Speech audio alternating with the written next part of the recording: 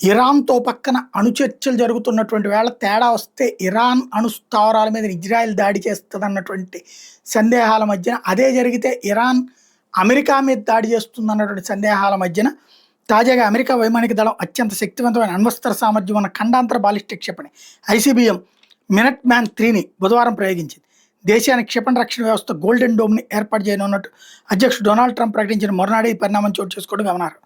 కాలిఫోర్నియాలోని Vandenberg space force base నుంచి ప్రయోగించిన సమయంలో రీఎంట్రీ వెహికల్ మాత్రమే వచ్చిన ఈ క్షిపణిలో ఎటువంటి ఆయుధాలు లేవని ఎయిర్ ఫోర్స్ తెలిపింది.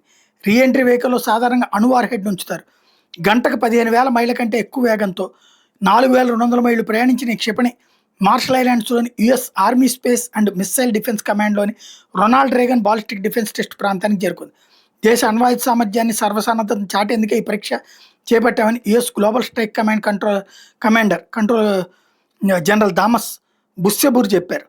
ఇది రొటీన్గా చేపట్టే పరీక్ష మాత్రమే, ప్రస్తుత ప్రపంచ పరిణామాల నేపథ్యంలో చేపట్టిన చర్య కాదని యుఎస్ మిలిటరీ స్పష్టం చేసింది.